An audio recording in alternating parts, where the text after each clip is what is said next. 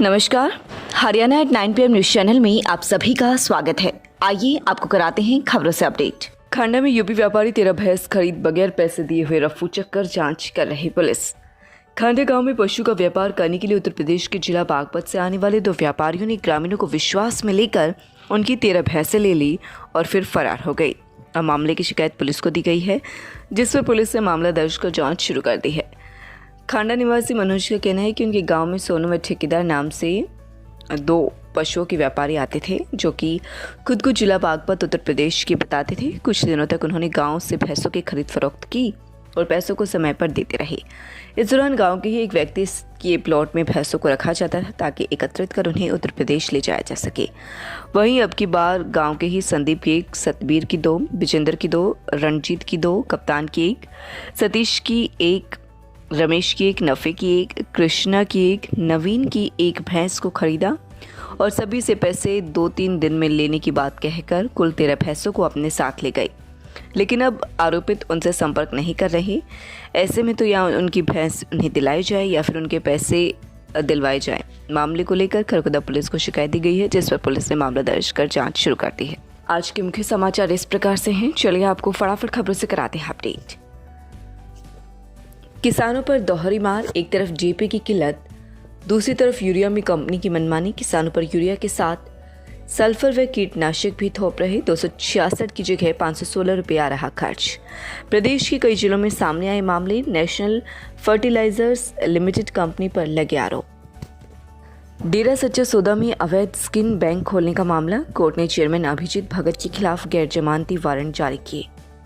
हरियाणा का दम घुटा, AQI 500 के करीब, सांस के मरीजों की OPD दोगुनी।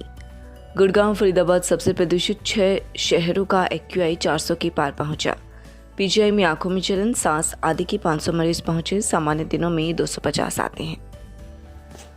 प्राइवेट नौकरियों में आरक्षण की अधिसूचना। 15 जनवरी से 30,000 तक वेतन वाली नौकरियों में 75% हरियाणा वासियों की भर्ती जरूरी।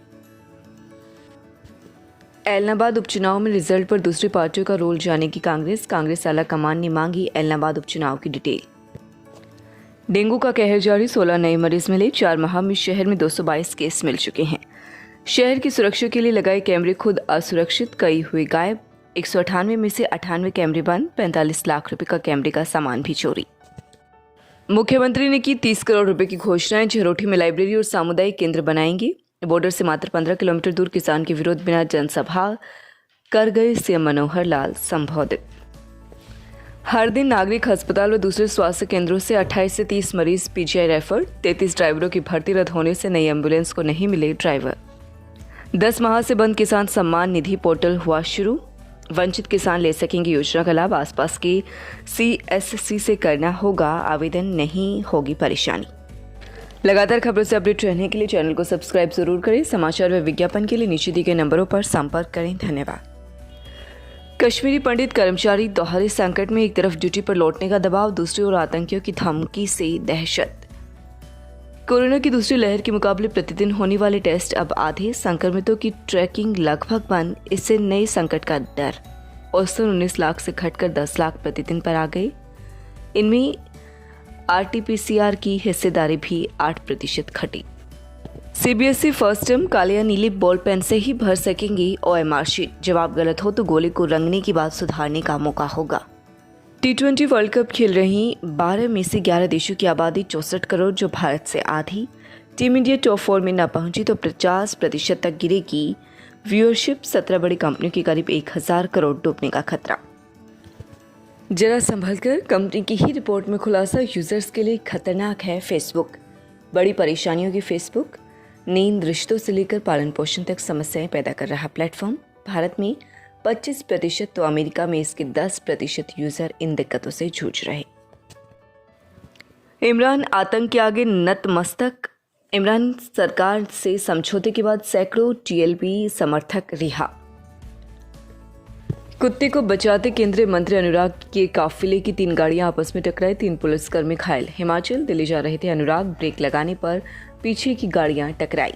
नमस्कार, मैं आशुतोष सरोहा, लीगल एडवाइजर एफटेक और लोटस लाइब्रेरी का। लोटस लाइब्रेरी जो है एफटेक की संस्था की संगीता सरोहा ने ओपन की है। लोटस लाइब्रेरी के साथ साथ एफटेक संस्था को ये पिछले 20 साल से चला रहे हैं। एफटेक की संचालिका संगीता सरोहा ने लोटस लाइब्रेरी का शुभारंभ किया है। लोटस लाइब्रेरी बस स्टैंड के सामने शास्त्री कॉलोनी में है। लोटस लाइब्रेरी जो है वो सारी सुविधाएं जो शहरी क्षेत्रों में मिलती है उनको यहाँ पे उपलब्ध कराती है।